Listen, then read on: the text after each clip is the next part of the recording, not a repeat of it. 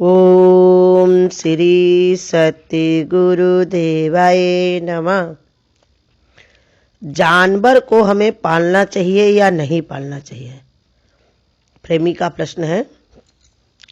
तो ये गुरु बताते हैं कि जानवर जो होते हैं वो वफादार होते हैं। ऐसा नहीं है, कहा जाता है कि सांप को दूध चाहे जितना पिलाओ लेकिन वो काट लेता है। कई बार देखा गया है कि सांप, कितनी पिक्चरें भी बनाई हैं कि सांप ने बदला लिया है। तो ये बताया कि उसका अगर कर्म जुड़ा होता तो काट लेता है, नहीं तो कर्म अगर नहीं है तो वो भी वफादार रहता है। कुत्ता को देखो कितना बड़ा वफादार प्राणी बताया जाता है, वफादार होता है। लेकिन खराबी ये होती है कि हम उसको जब पालते हैं तो उसमें हमें आसक्ति हो जाती है, और आसक्ति ही दुख का कारण बनती है। इसलिए जहां तक हो सके हमें जानवर नहीं पालने चाहिए। सबको स्वतंत्रता पसंद होती है कि वो स्वतंत्र रहे, आराम से जब मन करे जहां आए जहां जाए। किसी को बंधन प्रिय नहीं होता। बहुत सारे दृष्टांत भी हैं। पंछी को भी नहीं पालना चाहिए। वह सीता ने देखो तोता अब मैना जो थे, तोता थी जो सीता ने जो है तोता मैना को नहीं, हाँ मैना को उन्होंने पाला हुआ था। उसकी बोली उनको बड़ी अच्छी लगती थी। उसी कारण रोजाना वो क्या है, मैना जो थी रोजाना वो है रामायण सुनाया करती थी। उनको बड़ा सुंदर लगता था उसके मुंह से, उसको पाल लिया था। अब वो जो है वो न, जो मादा थी वो गर्भवती थी। उसने सीता से कहा हमको छोड़ दो, हम अपने पति के पास जाएंगे। लेकिन सीता ने कहा तुम्हारी ये रामायण हमको बड़ी सुंदर लगती है, हमको सुनते बड़ा सुख मिलता, आनंद मिलता है। इस कारण उसको छोड़ा नहीं। तो उसने श्राप दे दिया इनको कि तुम भी जब ऐसे गर्भ से होगी तो तुमको भी अपने पति से वियोग करना पड़ेगा। कई सारे दृष्टांत हैं। देखो भरत का ही रख दो। जड़ भरत जो हुए थे, जो भरत राजा भरत थे, तो उन्होंने क्या किया था, राजपाट सब छोड़ करके जंगल में चले गए थे। वहां पर पूजा पाठ करते, भगवान की भक्ति करते, योग जोड़ते परमात्मा से, बड़े प्रसन्न थे। लेकिन एक दिन देखा कि उनको एक हिरणी जो थी वो छलांग लगा रही थी, शेर पीछे से आ गया था। अब वो दौड़ के जा कूद के छलांग लगाई नदी में, और नदी में ही उसका गर्भ, बच्चा जो था छोटा सा हिरन, उसी में गर्भ गिर गया। वो छोटे से बच्चे को पानी में तैरते मरते हुए देख नहीं पाए, क्योंकि संत महात्मा जो होते वो निर्मल मन के होते हैं, सरल स्वभाव के होते हैं। इसी के लिए उन्होंने तुरंत ही उसको जब निकाल लिया तो उसको पाला पोसा, खिलाया पिलाया, बड़ा इंतजाम करने लगे। और धीरे धीरे इतना वो उसी में रम गए, इतना प्यार उनको हो गया कि उसके बिना वो एक सेकंड नहीं रहते थे। उसके बिना ना उनका पूजा में मन लगता, ना उनको नींद आती, ना भूख आती। लेकिन समय बड़ा परिवर्तनशील है। एक दिन ऐसा हुआ कि जब वो बड़े हुए, हिरन जब बड़ा हुआ तो अपने टहलते हुए अपनी माँ के पास कहीं भी निकल गया। ढूंढते ढूंढते ढूंढते तो इन्होंने उसी में ही अपने प्राण त्याग दिए। तो उसी कारण को 2 आगे जन्म और लेने पड़े। ऐसे ही तरह तरह से गुरु हमको समझाता है कि हम स्वतंत्र पैदा हुए हैं, स्वतंत्र हमको स्वतंत्रता हमारा अधिकार है। ऐसे जीव जंतु भी सब स्वतंत्र ही रहे तो अच्छा है। किसी को अपना पट्टा मत पहनाओ, किसी पर अपनी आसक्ति मत पालो। तोता कोई पाल लेता है, तोता तोती को पाल लेता है, कुछ लोग जो है कि खरगोश को पाल लेते हैं। लेकिन होता तो बंधन ही होता है। वो बंधन किसी को नहीं अच्छा लगता तो उनको कहाँ अच्छा लगेगा, और ऊपर से हमारा भी नुकसान होता, हमको उसमें आसक्ति हो जाती है। तो इसलिए भगवान बताते हैं कि डाक की तरह हम, डाक की जगह हमको आसक्ति किसमें करनी है, गार्ड से। उस परम पिता परमात्मा से आसक्ति करें हम, उसी को ही अपना गुरु कहते सब कुछ माने, उसी का हम पालतू बन जाए। वो जैसे हमको चलाए, जैसे हमको रखे, जो हमको वो दे, उसी में हम राजी रहना सीखे। यही सच्चा सुख है। इसी के अलावा और कोई सुख नहीं है संसार में। सुख शांति की प्राप्ति हमको परमात्मा से होगी। परमात्मा के अलावा हमको और कोई सुख शांति देने वाला नहीं है।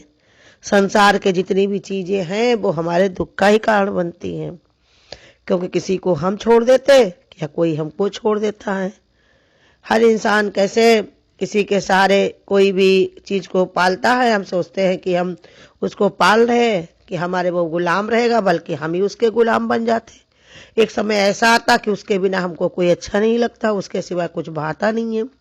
संसार के भोग विलास भी रहते, हम इकट्ठा करते हैं, फिर उन्हें में हमको आसक्ति हो जाते, हम उनके गुलाम हो जाते हैं कि उनके बिना हमको कुछ सुहाता नहीं है, उनके बिना हम रह नहीं पाते।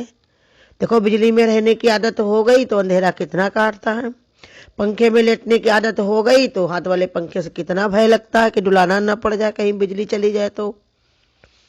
ऐसे ही शहर में जो लोग रहने लगते, चाहे जैसी जिंदगी बिताए, लेकिन गांव में जाना नहीं चाहते। ये सब हमारी आसक्तियां ही हैं। और गुरु हमको रोज सिखाता है कि जहां तक हो सके हमें अपनी आसक्तियां कम करनी चाहिए, जितनी ज्यादा हो सके हमें इनसे अपने मन को दूर करना चाहिए। बल्कि हम लोग क्या करते हैं, उसी में आसक्त हो जाते हैं। इसलिए भगवान के भक्त को अपनी दुर्बलता को पालना नहीं चाहिए। हम दुर्बल बन जाते उसी के सहारे, उसी का हंसना, उसी का बोलना खेलना हमको अच्छा लगता है। संत महात्मा तो इतने उपराम हो जाते कि अपनी शादी नहीं करते, संतानें उनके नहीं होती हैं, क्योंकि वो जानते हैं सब आसक्ति का कारण है। ये हम जिसको सुख मानते वही दुख है। संसार की जितना सुख मानिया उतना ही हुआ दुख। वो दुख के ही नजदीक हम जाते रहते हैं, सुख की हमको भनक नहीं रहती है, जो सुख को हम जान नहीं पाते। सच्चा सुख क्या है, त्याग में है। कोई चीज धरने में, उठाने में, समेटने में सुख नहीं मिलेगा, क्योंकि उसकी हमको जिम्मेदारी बढ़ेगी, निगरानी करनी पड़ेगी, संभाल करनी पड़ेगी। और जो चीज हम त्याग देंगे उसी से हमको छुट्टी मिल जाएगी, उसी की हमको चिंता कम होगी।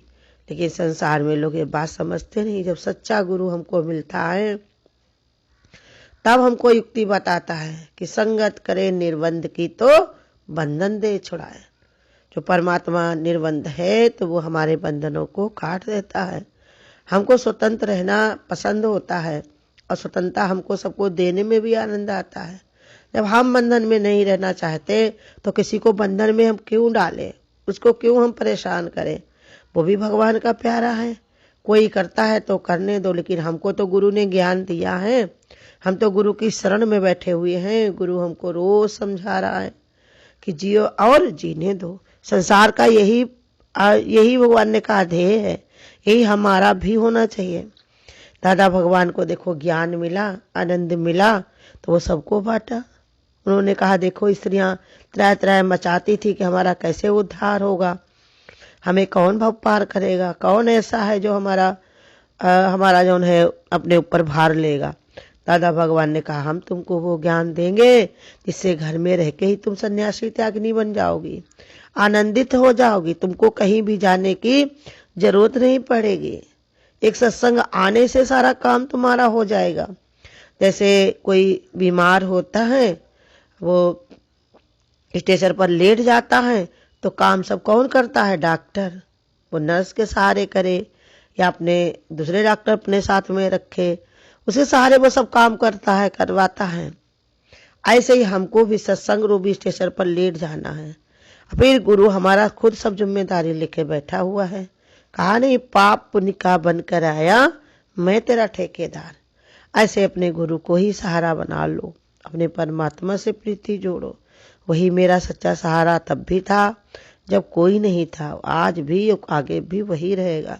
सबका एक वही सहारा है, जीव जंतु का, कीड़े मकोड़े का, सबकर वही सहारा है। ऐसे परमात्मा से प्रीति जोड़नी चाहिए।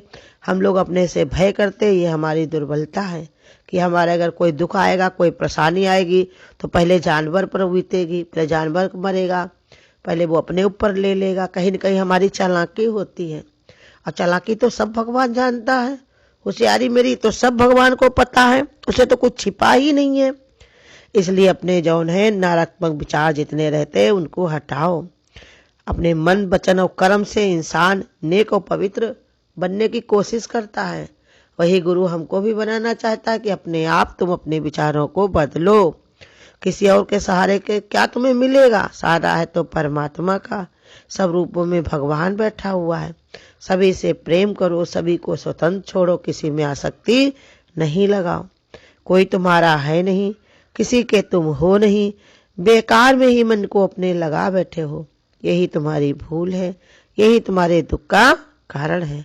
इससे अगर तुम छुटना चाहते हो तो परमात्मा से प्रीति जोड़ो। एक परमात्मा के अलावा कोई नहीं तुम्हारा है।